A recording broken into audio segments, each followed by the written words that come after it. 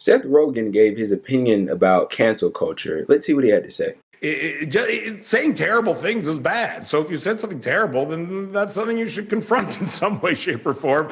I don't think that's cancel culture. That's you saying something terrible. If that's what you've done, you know. Well, you've got a lot of. I would like to elaborate a bit further on his remarks. This is an article from The Hill.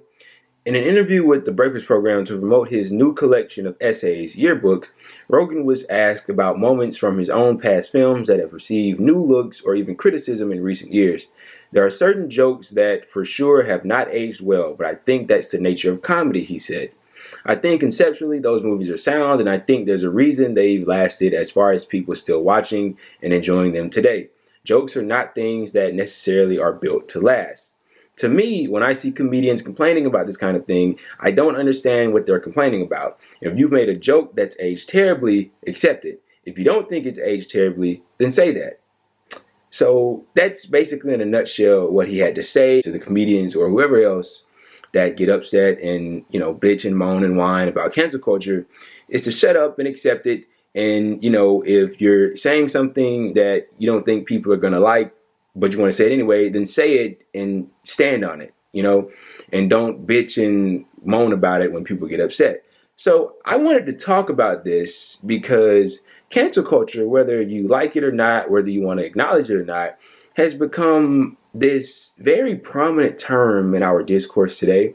And it's largely weaponized by many people, especially politicians. I mean, they may be among the ones that weaponize it the most, mostly politicians on the right.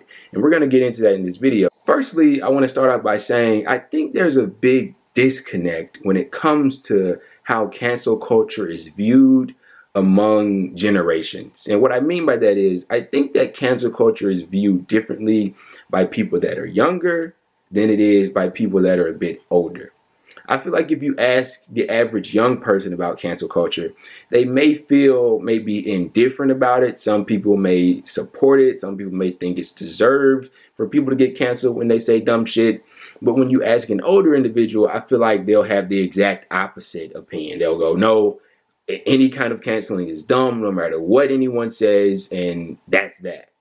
And I kind of want to speak to this because I think I think Seth Rogen is right and a little bit wrong. Although I don't know if he's necessarily wrong because he didn't really speak to the plight that I have with cancel culture. But that's what I'm going to do in this video. So, look, if you come out and you say something stupid, okay, and people yell at you for it online and they get upset, that's not cancel culture. And that's what a lot of people try to push off as being canceled. When they say something dumb, and it might not even be dumb, it may be racist, sexist, homophobic, you may be attacking a particular ethnic group or whatever, and that's not okay. And then once they get the backlash for it, all of a sudden it's like the boy who cried wolf and they're being canceled and they're so upset and so afraid. It's like, no, you just said something racist or homophobic or sexist and you're getting the treatment that you deserve for it, right?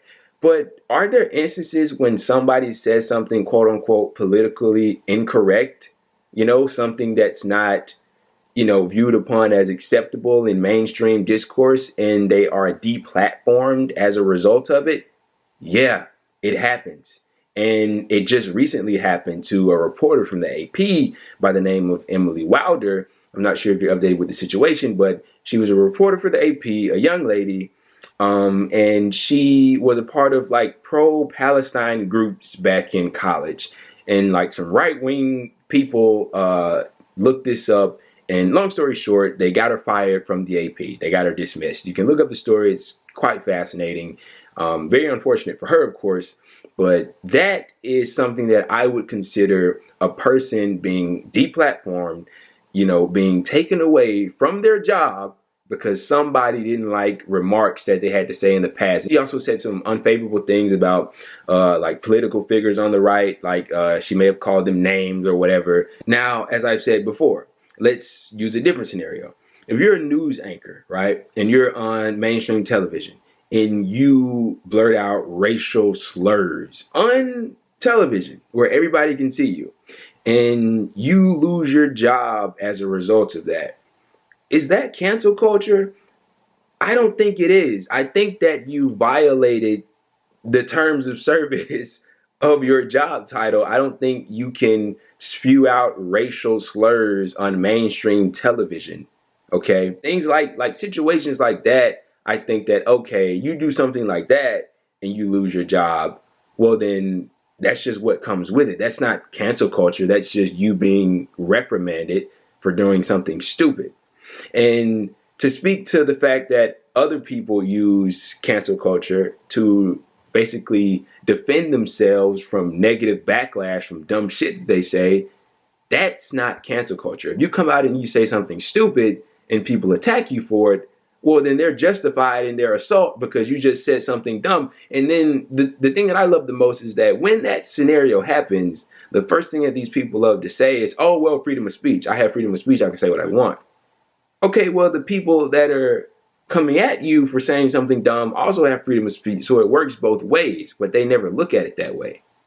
So I guess what I'm trying to say in a nutshell is, I think just as it stands, like the name itself, cancel culture, is just stupid. I think it's dumb.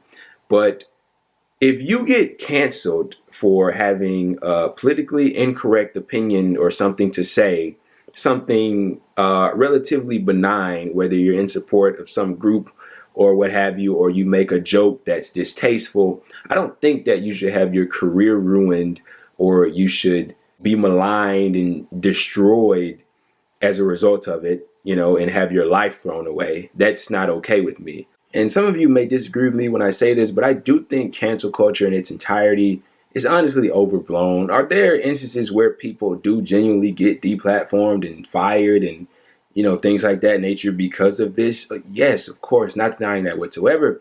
But I don't, look, we'll have to look at statistical data on this. I don't even know if it exists for this specific topic to see the ratio of people that are deplatformed versus the people that are just screaming cancel culture because they've said something idiotic and the people on social media just aren't having it. You know, we'll have to look at some data for that. But I do think that it's overblown. You know, when you look at like the GOP political leaders on the right, they love to yell out cancel culture whenever, you know, they say something dumb or whenever they propose a bill that people don't like. They use it as an excuse for everything.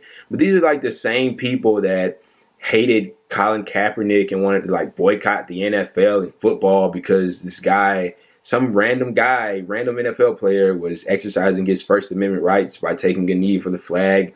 They wanted to like boycott Coke and the MLB and a bunch of other brands and shit. But I feel like cancel culture is largely associated with like the left. And whenever, you know, the Democrats do it, that's when people tend to like lose their shit. But when people on the right do it, it's just par for the course. But I know this is anecdotal, but at least in my experience, and maybe it's because I haven't been around that long, you know, I'm fairly young myself, but at least in my experience, when I see situations with cancel culture, most of the situations are just people that are pissed off that, you know, people are coming for their throats because they've said something that, you know, they disagree with. It's not people actually like seriously getting deplatformed and losing their way of life. Although that does happen, I am not denying that it doesn't.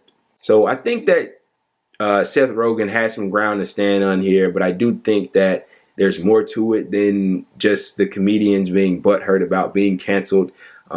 Being canceled is a real thing, and it does really affect people in negative ways. People that it shouldn't affect because they haven't really done anything wrong. I just pointed to the situation with the journalist that used to work for the AP, and she was fired because of her past remarks and people wanted to get her out of there. That should never happen. Situations like that should never happen, no matter what side of the political spectrum you're on. All in all, I thought this was very interesting. I do think it's kind of funny what he had to say about the comedians and stuff, because I do see it, as I'm sure some of you may. You know, people, you know, like a screenwriter will come out and say, oh, you know, I would make this movie or publish this book, but I'm afraid that the cancel culture mob will come after me. Like, just fucking do it, bro. Have some balls and do it. And if you get negative reactions, you get negative reactions. That's a part of life. People are going to react negatively to things that you do. Now if they try to deplatform you as a result of it, then that's an entirely different problem. Overall, I think that the term cancel culture itself is stupid. I don't even like saying it. It just kind of makes my skin crawl. But it's become so prominent in our discourse today, I couldn't ignore this, so I had to talk about it. And I guess we'll just have to monitor and see how much it affects us in the future.